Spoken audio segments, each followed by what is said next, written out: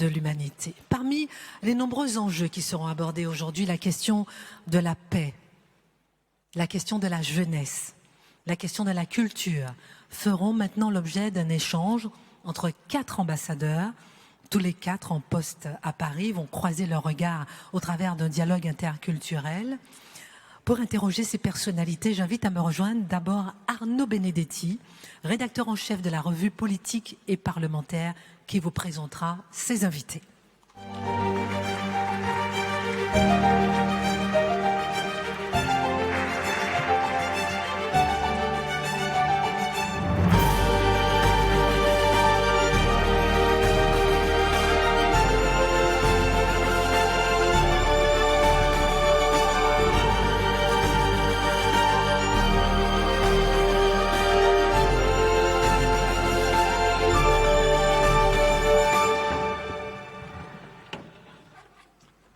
Merci à vous pour votre présence. Merci aux Malgaches que je salue.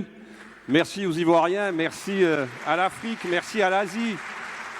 Merci à l'Océanie. Merci à l'Outre-mer d'être aussi mobilisés aujourd'hui pour ce 100e anniversaire de cette grande dame qui est l'Académie des sciences d'Outre-mer. Et je suis très heureux, moi qui suis à la tête d'une revue qui est la revue Politique et Parlementaire, qui est une très vieille dame, elle aussi, qui a plus de 130 ans, d'être associée à cet événement qui est un événement tout à fait remarquable ici dans ce superbe grand amphithéâtre de la Sorbonne. Alors sans plus tarder, je vais appeler nos 4 intervenants, nos 4 participants pour dialoguer autour des 4 thèmes que Christine Kelly a bien évidemment cités. J'appelle tout de suite Rami Adouane, qui est ambassadeur du Liban à Paris. Je vous demande de l'applaudir.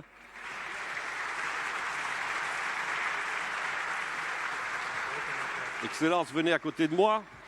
J'appelle Maurice Kouakou Bandaman, ambassadeur de Côte d'Ivoire à Paris, ancien ministre et écrivain. J'ai oublié de citer l'Amérique latine, évidemment. J'appelle Jorge Luis Llure, qui est ambassadeur d'Uruguay à Paris. Et j'appelle, qu'il me pardonne si j'écorche son nom par avance, François Nkuliki Yimfura, qui est ambassadeur du Rwanda à Paris. Messieurs, prenez place. Alors, je suis bien évidemment très heureux d'être dans ce grand amphithéâtre parce que j'ai organisé en 2002 le 40e anniversaire du CNES, qui est un des partenaires de cette manifestation et que je souhaite également saluer, et ainsi que le CNRS, qui font partie des grandes institutions qui sont associées à cet événement. Alors bon, les Outre-mer, c'est un monde très hétérogène, c'est un monde très diversifié, c'est un monde très chatoyant, ce sont des histoires propres, ce sont des peuples singuliers, ce sont des géographies spécifiques, ce sont bien évidemment des cultures, ce sont des traditions, ce sont aussi des imaginaires qui meuvent des nations, mais sous une appellation qui est très homogénéisante, globalisante. L'outre-mer, c'est bien évidemment le dialogue des civilisations qui est ici en jeu.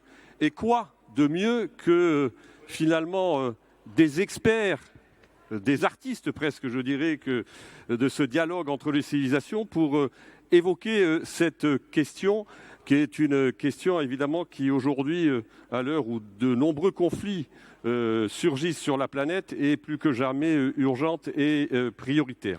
Alors peut-être, avant de commencer, messieurs, et on va essayer de gagner du temps, je vais vous poser une question qui peut-être vous apparaîtra extrêmement scolaire, et je me tourne tout de suite vers l'ambassadeur de Côte d'Ivoire, M. Kouakou Bandaman. Pour vous, comment vous définiriez justement l'outre-mer ? Merci, cher ami, de nous offrir l'occasion d'associer nos voix à cette célébration. Je crois que l'outre-mer est déjà défini par les grands penseurs qui l'ont conçu depuis plus d'un siècle ou plusieurs siècles.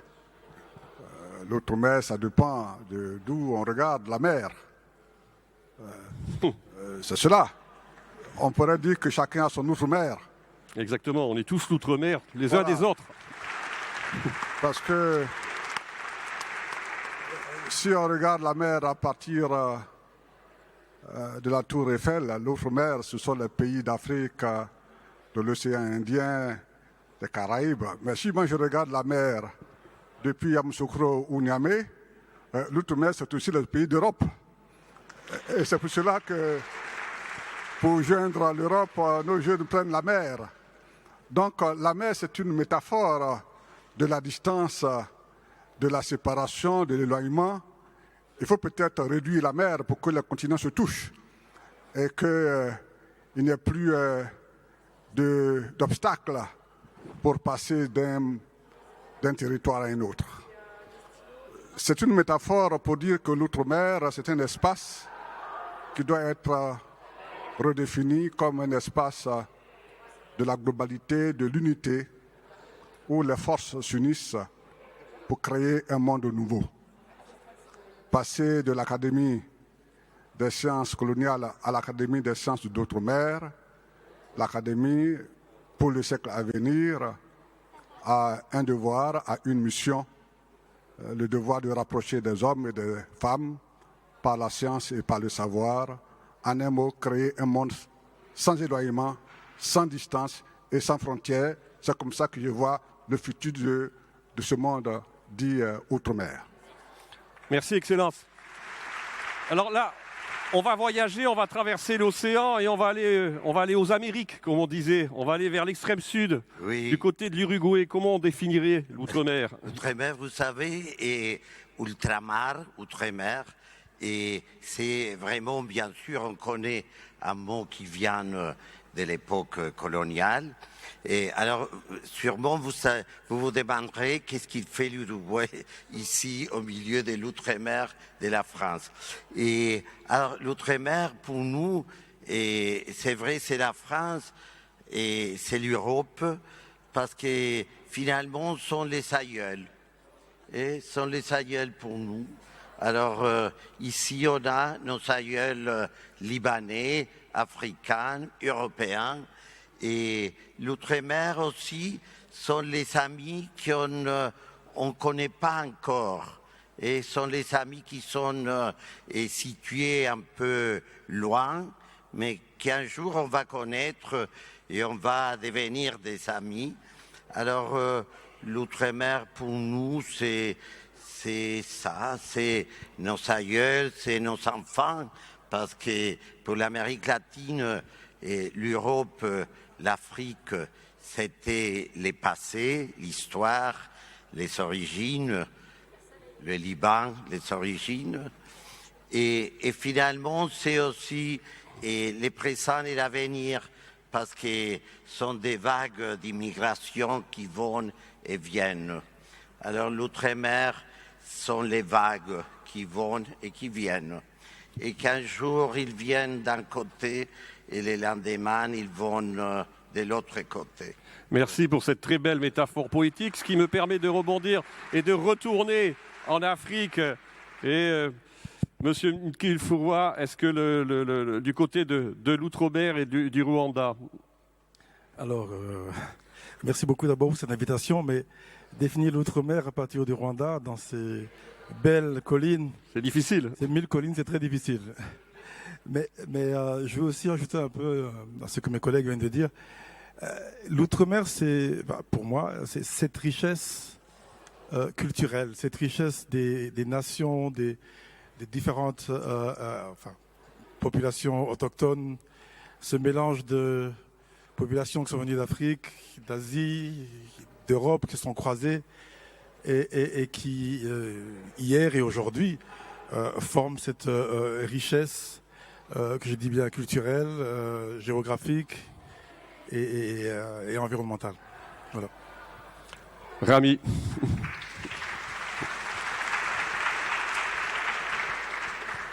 Avant d'enchaîner, permettez-moi d'abord de casser un peu le rythme.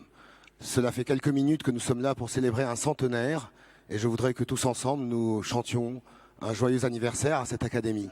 Bravo. Joyeux anniversaire.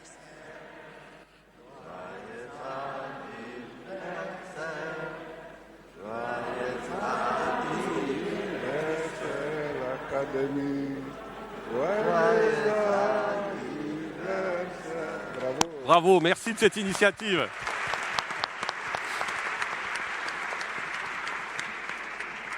En réponse à la question, ce serait tous les accents, toutes les voix, toutes les tonalités que vous venez d'entendre qui représentent l'outre-mer. L'outre-mer, pour un pays comme le Liban, est une question qui se pose parce qu'elle nous permet de sortir de la petite boîte de l'ornière de l'outre-mer telle que perçue à travers les lunettes de la Tour Eiffel. L'outre-mer au Liban, si l'on voulait revenir au concept, serait de deux dimensions. Une dimension géographique que le Liban n'a pas. Nous avons à peine 2 petits îlots en face des côtes libanaises, à l'est de la Méditerranée, et nous n'avons pas de territoire, de projection géographique au-delà de nos mers. En revanche, l'outre-mer pour le Liban a une dimension humaine, et c'est là toute la richesse que représente pour nous l'outre-mer.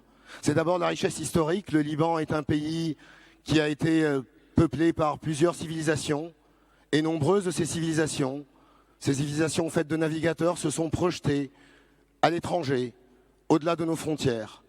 Elles se sont projetées pour conquérir des territoires, mais elles ne l'ont jamais fait par la guerre, par la violence. Elles l'ont fait par les arts, par le savoir, par les sciences, par l'alphabet, par la connaissance, par le commerce et par la paix. L'outre-mer, pour le Liban, se définirait en 2 mots. D'une part, la diversité que nous sommes et que nous avons apportée pacifiquement aux 4 coins de cette planète. Et deuxièmement, par le sens même de la paix. Une paix dont nous sentons les messagers, nous autres, et que nous voyons notre pays, le Liban, comme étant le message. Voilà pour un pays qui n'a pas d'héritage colonial, qui n'a jamais été un empire, qui a souvent été dominé. Voilà en quelques mots la diversité et le sens que représente pour nous l'outre-mer. Merci. Alors, je note que vous avez, c'est bien naturel, les uns et les autres, insisté sur le facteur humain. Et c'est un anniversaire, on parle du passé, mais il faut aussi parler de l'avenir. Et d'ailleurs, la signature de cet anniversaire, c'est 100 ans de passion et au-delà pour l'outre-mer. Et l'avenir, ce sont les jeunesses. Sauf que la jeunesse, c'est comme l'outre-mer. C'est une notion extrêmement hétérogène. Les jeunesses ivoiriennes n'ont pas forcément les mêmes préoccupations que les jeunesses libanaises. Les jeunesses uruguayennes n'ont pas forcément les mêmes préoccupations que les jeunesses rwandaises. Et je ne parle pas des jeunesses européennes. Donc aujourd'hui, au regard de votre expérience, les uns et les autres, que diriez-vous justement des préoccupations de vos propres jeunesses et surtout de la manière dont on peut finalement, puisque c'est aussi la question du dialogue, favoriser le dialogue entre ces jeunesses autour d'un certain nombre, j'allais dire, d'enjeux qui sont des enjeux aujourd'hui universels. Monsieur Kwaku Bandaman, Excellence. La question est laquelle? Comment rendre les jeunes, comment amener les jeunes à dialoguer? C'est ce qui est sur le conducteur, ou quelles sont les préoccupations des jeunes? Évidemment, il est difficile de parler à la place des jeunes, mais en tant que responsable politique, nous savons la préoccupation des jeunes, la question de l'emploi, la question de la sécurité et l'avenir qui est une préoccupation pour les jeunes. Nous savons tous, les jeunes dans nos pays, c'est 60%, 70%. C'est la question de l'insécurité, la tentation pour l'immigration. Donc, les États ont un devoir fort d'apporter un avenir à leurs jeunes par la formation adaptée à l'emploi, par la sécurité.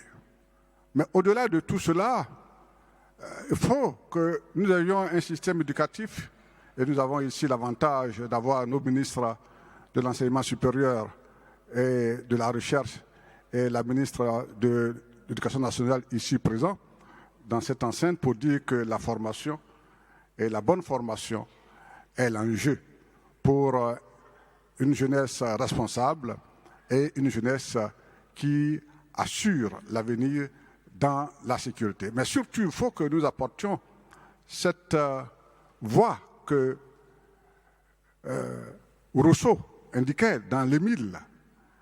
Parce qu'on aura beau prévoir des emplois, mais tant que les jeunes eux-mêmes n'ont pas confiance en eux, tant que les jeunes penseront qu'il faut que ce soit les États ou les pays, les parents qui leur donnent tout, alors on aura toujours des jeunes en détresse, des jeunes en révolte et des jeunes radicalisés.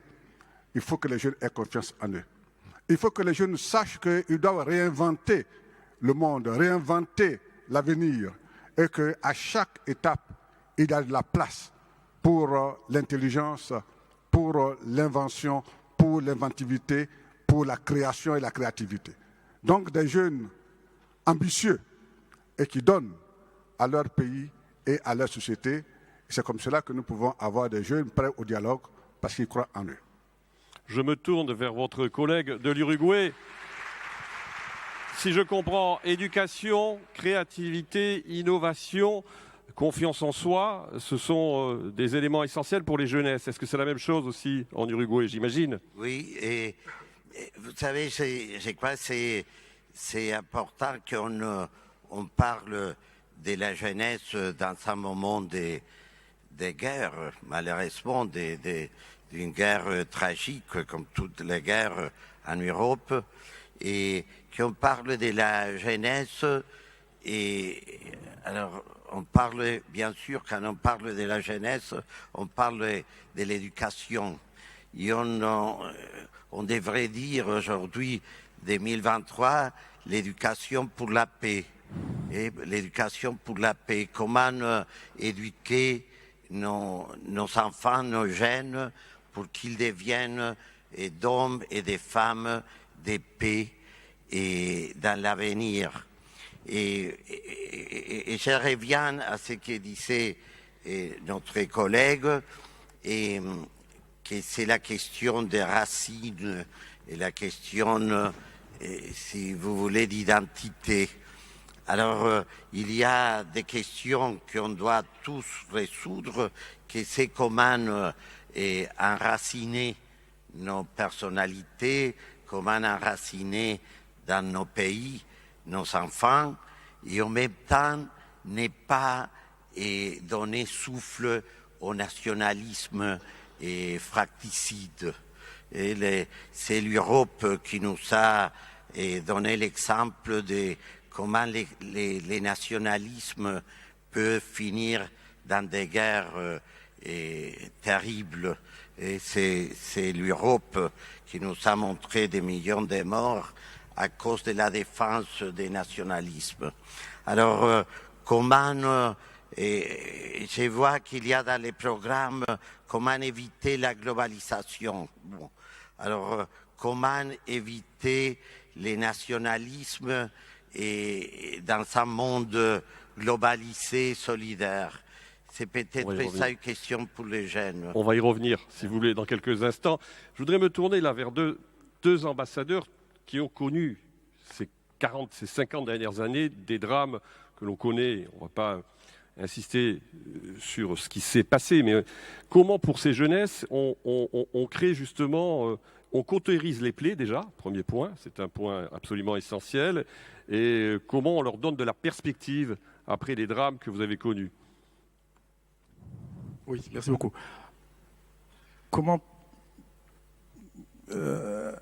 deux choses. On a commencé, je vais revenir peut-être appuyer sur le point évoqué par mon collègue ambassadeur de Côte d'Ivoire, sur l'éducation.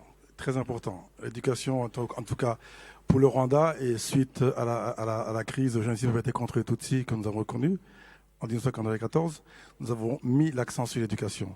Mais non seulement l'éducation classique dans les écoles que nous connaissons, mais également l'éducation civique et la sensibilisation à toutes les franges de la société qui font que demain après demain, on a poussé à ce qu'il n'y ait plus jamais ce qui s'est passé au Rwanda. Alors, cela est passé entre autres par une structure que nous appelons Itorero au Rwanda. C'est une structure sociale qui date du temps des royaumes et qu'on a remis dans nos sociétés où toute la jeunesse rwandaise se retrouve régulièrement, où on la fait participer dans toutes les discussions d'ordre public, politique, et où on les sensibilise à tous les programmes de développement, de vision du Rwanda.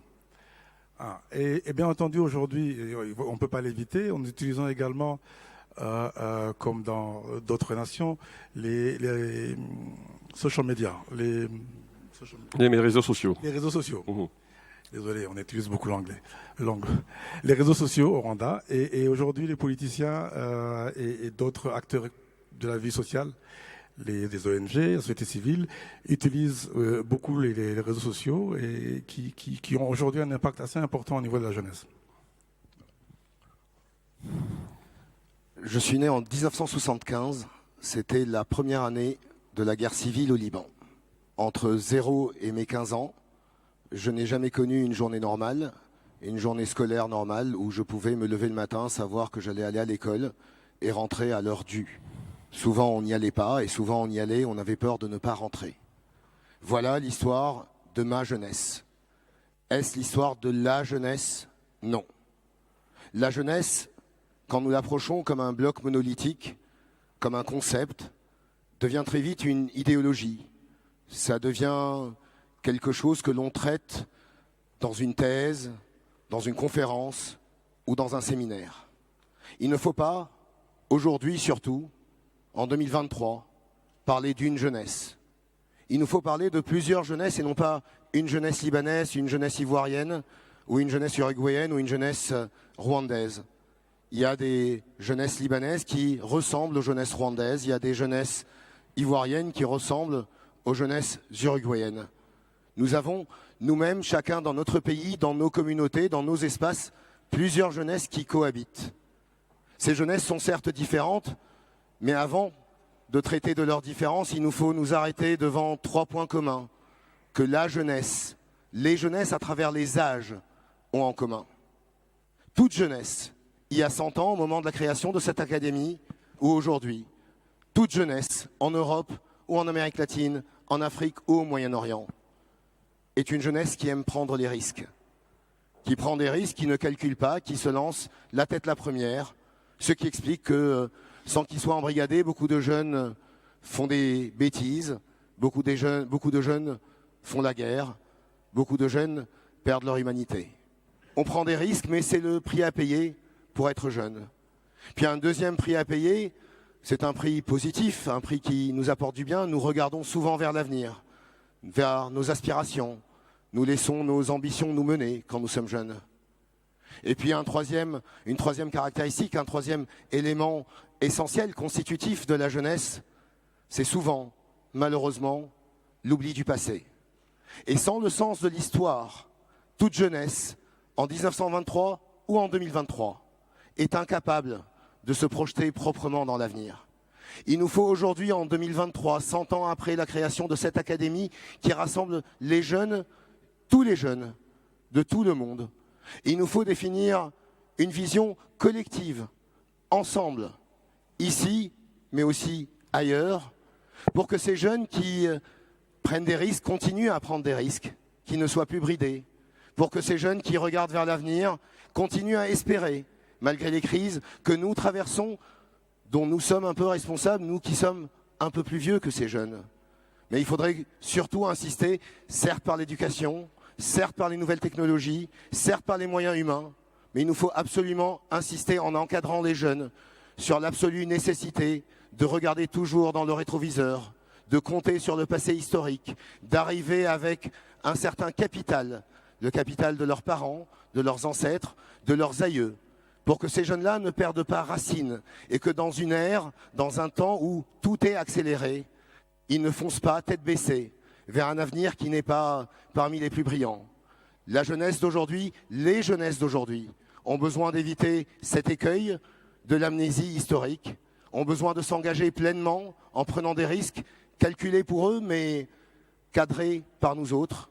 Et surtout, on doit leur donner l'envie de regarder vers l'avenir, l'envie de libérer leurs énergies, comme vous dites en France, une expression bien usitée chez vous, mais libérer leurs énergies pour que de l'énergie de cette jeunesse mondiale continue à naître des jeunesses.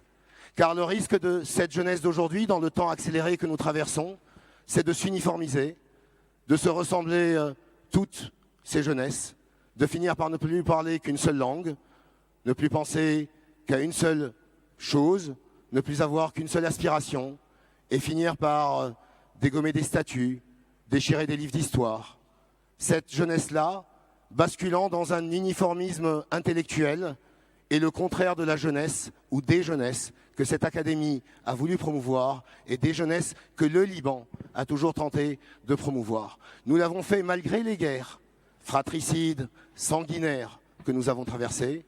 Nous l'avons fait malgré cela et après cela, nous avons regardé dans le rétroviseur et nous nous sommes dit, quelles que soient les inimitiés, quelles que soient les greurs, jamais la violence. Voilà le message à la jeunesse. Merci. Merci beaucoup. Merci. Merci surtout de nous rappeler qu'il ne peut pas y avoir d'avenir sans racines. Ça, c'est très important et que l'outre-mer vienne le rappeler aux Européens. Je crois que c'est une leçon que nous devons bien évidemment entendre, notamment peut-être parmi les plus jeunes. Une dernière question, parce que je sais que le temps nous est compté. On a parlé donc de jeunesse, on a parlé d'éducation, on a parlé de la paix et puis parfois de la guerre. Parlons un peu de l'avenir. On est, d'aucuns le disent, dans un monde qui est de plus en plus incertain, qui est confronté à de nouvelles menaces, dont certaines que vous avez citées, mais aussi d'autres, comme la menace, par exemple, climatique. Sans vouloir homogénéiser là aussi, parce que je sais que c'est extrêmement difficile et parfois extrêmement réducteur et paresseux, néanmoins, quelle est la place de vos pays, des idées que vous représentez aussi, dans un monde qui est un monde en profonde transformation? Quelle est la place de l'outre-mer et comment vous redéfiniriez aujourd'hui cette place sur la scène internationale? Excellence. Oui. Il faut que nous fonctionnons dans un monde globalisé par la solidarité et les grands ensembles. Dans le message du président Alassane Ouattara, il a bien dit que la majorité des pays dits de l'outre-mer sont des pays francophones. Et nous avons une organisation qui est l'OIF, et aujourd'hui composée de pays initialement de langue française, mais aujourd'hui des pays comme l'Uruguay, des pays anglophones, des pays arabophones adhèrent à la francophonie.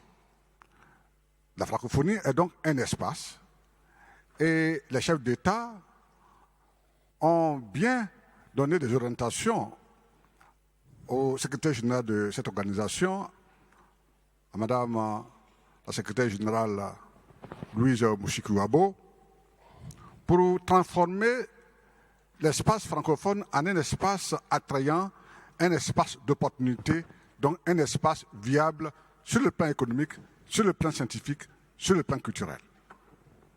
Donc un espace de solidarité qui crée de la richesse pour sa population et en priorité pour ses jeunes et pour les femmes, qui constituent 80% de la population. Donc, c'est à travers les grands ensembles et par la mutualisation des énergies et des intelligences que nous pouvons créer un avenir certain pour l'humanité et pour nos jeunes. Donc, nous pensons que l'outre-mer, pour nous, se confond avec un espace économique large, dont la base est l'espace francophone, parce que nous partageons la même langue, donc nous pouvons commercer plus facilement, et également militer pour que les jeunes, les femmes, les intelligences, les hommes de sciences et de culture puissent voyager librement. Nos pères de l'académie étaient des navigateurs, étaient des explorateurs, donc des gens du voyage. Et l'intelligence se nourrit du voyage. Le président Sédar Senghor a dit « Ni la mer, ni le sable ne pourront empêcher les jeunes d'aller au bout du monde. » Et c'est contre-productif. Les barrières nationalistes. Aujourd'hui, le fond de commerce des politiques sans imagination, c'est l'immigration. Comme l'a dit Sartre, l'enfer, c'est l'autre. Moi, je suis en politique. Dans mon pays, j'ai lutté contre les politiques nationalistes. Parce que la Côte d'Ivoire a été un pays qui a accueilli du monde. J'ai combattu la politique ivoiritaire. Ça m'a coûté des tentatives d'assassinat. Mais j'ai lutté contre tous les régimes qui ont succédé au Fauboyens et qui ont mis des barrages, des barrières et qui ont fait croire que les problèmes de la Côte d'Ivoire venaient des étrangers. C'est de la pauvreté intellectuelle, de le penser. Parce que le monde s'est enrichi par le voyage. Et nous sommes ici au centre de savoir de la Sorbonne. Et les hommes de science et de savoir doivent lutter contre les politiques qui pensent que l'ennemi c'est l'autre. On est pauvre parce qu'il y a des étrangers. C'est faux. L'étranger apporte de la richesse, de la croissance. L'étranger ajoute de l'intelligence à l'intelligence. Mais que l'Europe fasse attention, parce que si les pays d'Afrique, de l'Europe de l'Est freinaient l'immigration pendant 1 ou 2 ans, l'Europe ferait faillite. Ils sont là, tous les économistes. L'Europe ferait faillite. Alors faites attention, si nous arrivons à bloquer nos jeunes pendant 5 ans, l'Europe fera faillite. Vous voulez, on va essayer. Merci, Excellence. Donc, je termine pour dire que nous, membres de l'espace francophone ou de l'outre-mer, nous devons travailler ensemble et travailler pour produire ensemble pour une humanité plus grande, plus généreuse, plus humaine. Je vous remercie. Merci, Excellence. Alors juste, parce que la maîtresse de cérémonie, qui est tout à fait dans son rôle, m'indique que c'est terminé, je voudrais quand même un mot de vos 3 autres collègues sur cette question, mais vraiment, je vous demanderai d'être très synthétique. Allez-y. La question est vaste, je le sais. C'était une question très vaste. Ouais. Comment être synthétique? Je vais essayer de faire ça en 3-4 mots ou 3 phrases. La première, c'est que oui, nous sommes tous confrontés à cette transformation mondiale.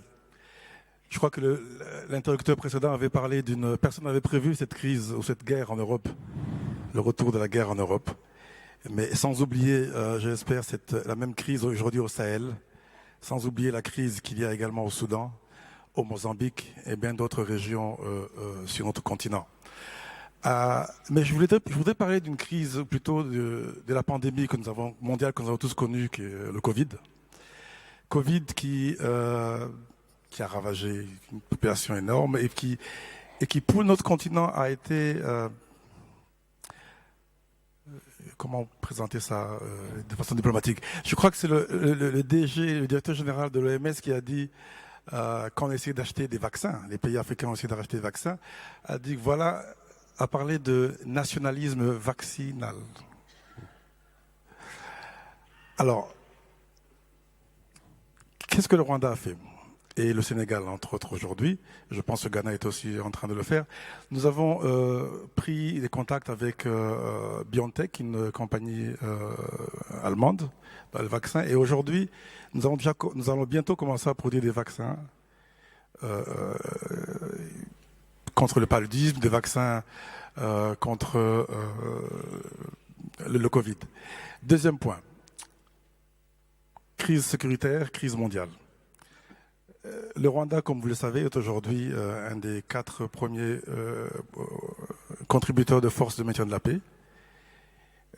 Nous essayons, comme beaucoup d'autres pays, de contribuer à l'effort de paix et de sécurité dans la région. Et au Mozambique, nous avons envoyé, suite à la demande du président de la République mozambicaine, une force de maintien de la paix là-bas, une force qui allait combattre le terrorisme.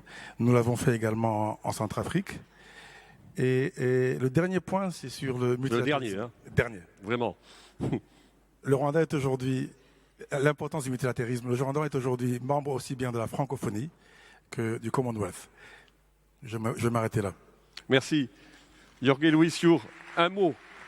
Un mot. Alors, un mot. Et mon mot aujourd'hui, c'est pourquoi être là, pourquoi ma venue? Je viens vous faire hommage. Et je viens vous faire hommage à l'Académie des sciences d'Outre-mer, à l'Académie des sciences tout court, et surtout à ces pays, et la France, qui c'est un pays cher au cœur des Sud-Guayanes. Alors, vous me demandez quoi faire et dans l'avenir, dans ces mondes, je vous réponds par une petite anecdote de comment la solidarité et en pratique, ça donne des bons résultats et pour toute l'humanité. L'Uruguay, la faculté, l'école de médecine et l'école de chirurgie a été créée sur la base des gens qui se sont formés en France et sur des programmes qui se sont copiés des programmes de l'école de médecine française. Et quand on a reçu le général de Gaulle en 1964, et le général de Gaulle a dit je veux remercier les médecins uruguayens qui ont créé un hôpital à l'époque, dans la Première Guerre mondiale, un hôpital franco-uruguayen à Paris pour sauver les blessés de guerre. Et c'est un médecin uruguayen qui a sauvé les bras du maréchal Juin. Alors voilà comment les allers et retours Merci beaucoup scientifiques de ce rappel historique. Vainqueur de Monte Cassino et qui a dû être membre de l'Académie des sciences d'outre-mer, peut-être le maréchal Juin, je m'avance peut-être un peu, mais il me semble bien. Rami Adouane, alors vraiment très court, mais je sais que vous savez faire court. Alors... Franchement, je n'ai pas de réponse. C'est pour vous faire très court, j'allais vous, si vous me donnez 2 minutes, je vais vous dire pourquoi. Une. 2, s'il vous plaît. Une. 30 secondes de perdu. Écoutez, depuis 1990, nous vivons dans une ère que nous ne savons pas définir. Nous connaissons tous la guerre froide, une période dont nous connaissons les débuts et la fin. Depuis 1990, le monde entier est rentré dans une période que nous ne savons pas définir. Il n'y a pas un mot qui définisse 1990-2023. Il y a peut-être 2 petites périodes entre 1990 et 2023. Renaud Girard en a un tout petit peu parlé. Il y a une période de convergence, de mondialisation heureuse, où la technologie était là pour permettre aux gens de se parler, où la culture était là pour permettre aux gens de danser sur des musiques différentes, de se découvrir à travers les frontières, où la force était régulée. Mais maintenant, désormais, aujourd'hui, depuis une quinzaine d'années, la culture est monochrome. Nous avons des tentations d'évolutionnistes. La technologie est devenue au service de l'espionnage. Elle ne sert plus la communication entre les gens. Nous sommes entrés dans une ère de mondialisation divergente. La mondialisation heureuse de la convergence jusqu'en 2005, 2006, 2007 n'est plus. Aujourd'hui, nous assistons à une dérégulation de la force. Nous assistons tout simplement à une gestation d'un nouveau monde dont nous ne connaissons encore pas la nature ou le genre du bébé. Aujourd'hui, comme souvent, le cycle de l'histoire se répète entre dominants et dominés. Et pour les petits pays comme le Liban, pays, comme je vous l'ai dit, souvent dominés, il nous faut réfléchir avec vous, réfléchir ensemble pour sortir de ce cercle pernicieux, pour que de la gestation en cours sorte un monde qui ne soit plus dans la logique du dominant et du dominé, pour que des petits pays aient un petit espace de respiration démocratique, social, démographique. C'est pour nous là l'enjeu du monde de demain. Donner dans ce combat entre dominants et dominés un petit espace aux plus petits pour qu'avec les plus grands, nous allions encore plus loin. Merci. Merci. Merci à vous. Excellence, merci.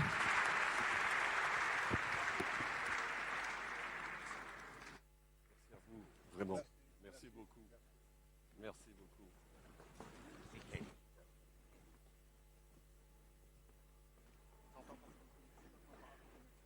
C'était génial.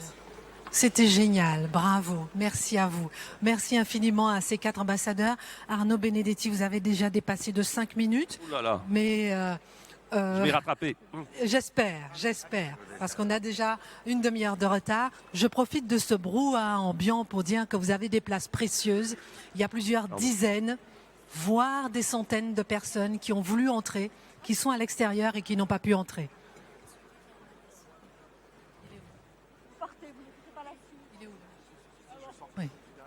Alors, il y a juste quelqu'un qui a fait un malaise. On attend de voir s'il est pris en charge.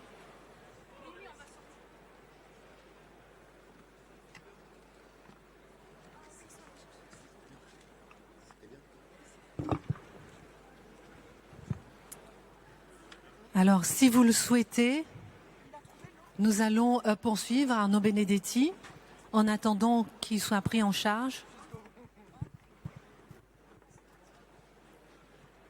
Avec votre invité. Bon, visiblement, on s'occupe de lui. On vous donnera de ses nouvelles dans un instant.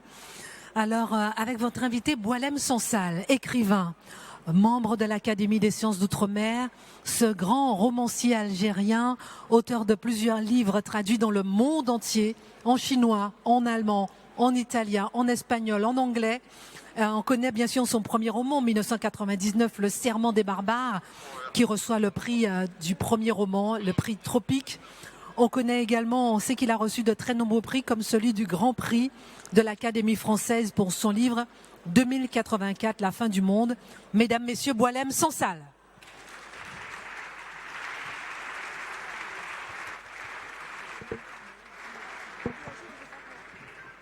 Cher Boualem, prenez place.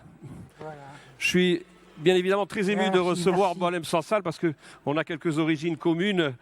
Je viens moi Voilà, aussi de l'autre côté de la Méditerranée. Voilà, le bled. Et Alger, Constantine, Oran, ça parle à mon cœur, bien évidemment, et ça parle, je sais, au cœur de nombreux et de la plupart des académiciens des sciences d'outre-mer.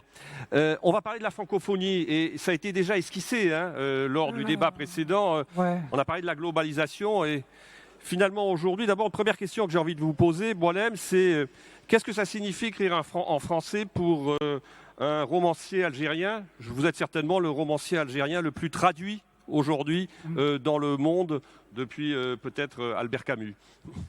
Je ne sais pas si c'est vrai, mais il faut vérifier. Hein. Pour ceux qui ont la possibilité de le faire, il faut vérifier. La francophonie en Algérie n'existe pas. Donc, la question linguistique en Algérie est une guerre civile. Pour le moment, c'est la guerre des tranchées. On est très divisé sur la chose. Il y a ceux qui se réclament de l'arabité et donc qui cherchent leurs sources en Arabie, au Yémen, dans ces régions-là.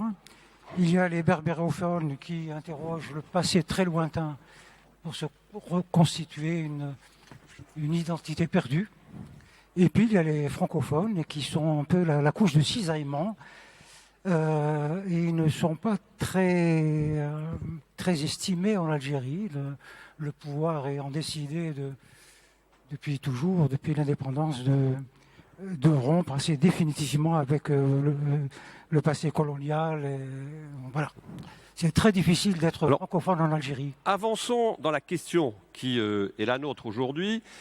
Est-ce que la francophonie, c'est une idée en devenir, ou est-ce que, ayant parfois un mauvais esprit, est-ce que c'est aussi une sorte de forteresse assiégée, ou est-elle peut-être le meilleur moyen, justement, aujourd'hui, de répondre, parce qu'elle nous dit de la diversité et de la nécessité de la diversité linguistique, à cette globalisation qui arrase, qui uniformise, comme vos prédécesseurs, tous, dans, j'allais dire, des styles différents, l'ont dit. Je ne sais pas. L'Algérie n'est pas dans la francophonie, donc on n'a pas de définition de la chose. Hein. C'est un sinon. Mais vous, en tant qu'écrivain et romancier francophone, c'est quelque chose qu'il faut construire, qui n'existe pas pour le moment. C'est quelque chose de très récent. On a choisi on va dire le vecteur linguistique pour constituer quelque chose, mais on aurait pu choisir d'autres critères, l'économie, etc., etc. Bon, on a choisi ce critère qui ne fonctionne pas très bien, parce que je vais peut-être repartir sur un certain nombre d'idées pour étayer tout cela. On parle beaucoup de jeunesse, c'est l'avenir. Mais la jeunesse est une catégorie sociologique nouvelle qui date d'une trentaine d'années et qui a été une création purement économique. Humainement, la jeunesse n'existe pas. La jeunesse n'est qu'un mot, disait un Il sociologue. existe l'enfant et l'adulte. Et pendant des siècles et des millénaires, on passait de l'enfance à l'âge adulte par un rite initiatique. Ça relevait de la magie. Pas de la langue, ça relevait de la magie. Une structure symbolique était transmise par la tribu et la famille, pas l'État. Et l'initiation se faisait en quelques jours, quelques heures quelquefois. Et on passait de l'enfance à l'âge adulte, où on est responsable et regardé comme tel par la tribu. Aujourd'hui, on a créé une catégorie sociologique qui commence, on ne sait trop quand, vers, je sais pas, 12 ans, 13 ans. Et puis jusqu'à une date, jusque dans les années 70, ça allait jusqu'à la maturité, 18 ans. Et puis on est passé à 20 ans. Et puis aujourd'hui, on est à 30 ans. À 30 ans, on est considéré comme un jeune. On a détruit la structure humaine. On a créé une catégorie qui n'a pas de responsabilité. Que veut dire jeune? Parce que c'est à eux de construire tout cela, la francophonie, le droit, la justice, la sécurité, c'est à eux. Mais à partir du moment où la société les regarde comme des enfants, comme des jeunes, comment veux-tu qu'on construise cela? Il faut donc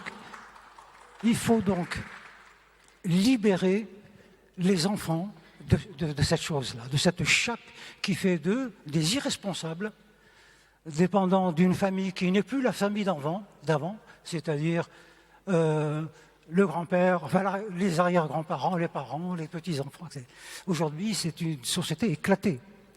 L'enfant appartient à qui? Il appartenait à sa famille, à sa tribu. Aujourd'hui, il n'appartient à personne.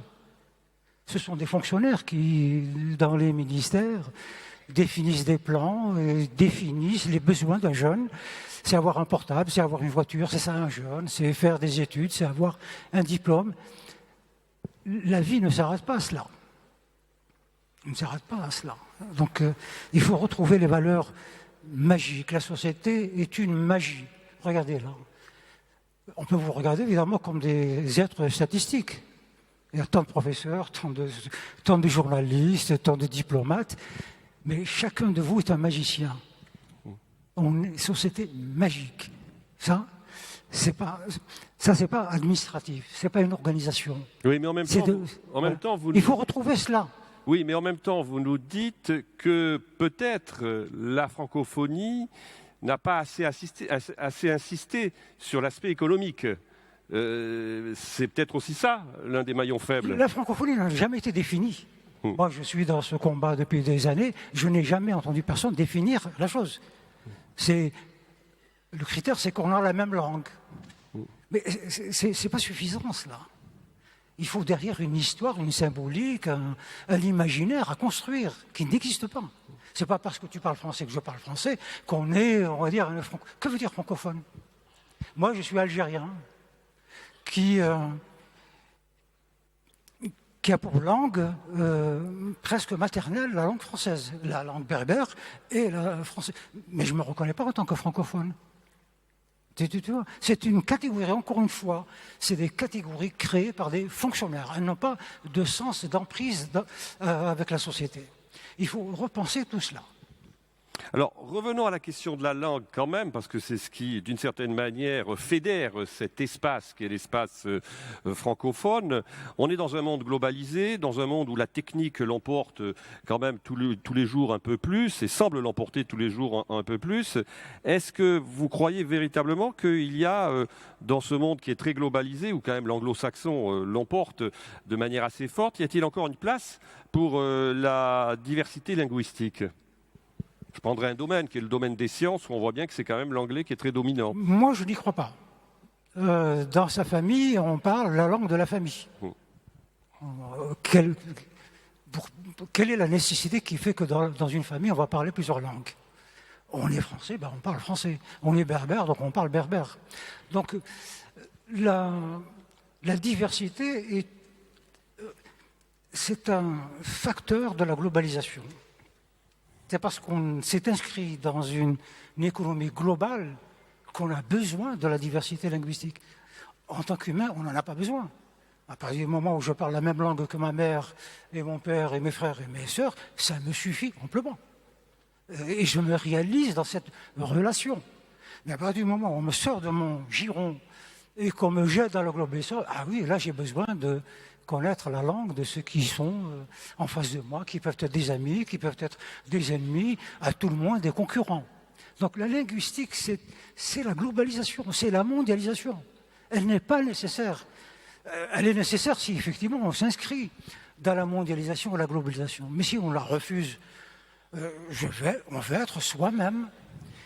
On n'a pas besoin. Voilà. Mais on peut résister à l'économie, on peut résister à la globalisation technique.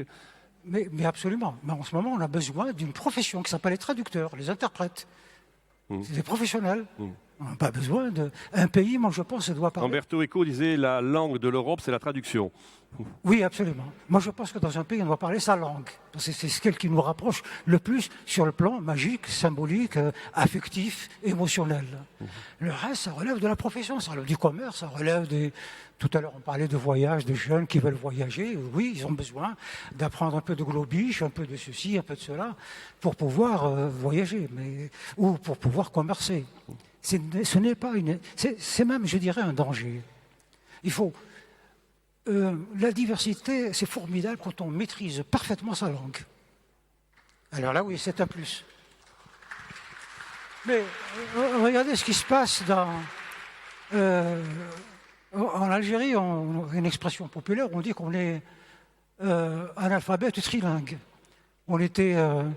durant la colonisation, on parlait le français, on parlait l'arabe et le berbère, et puis l'indépendance arrive.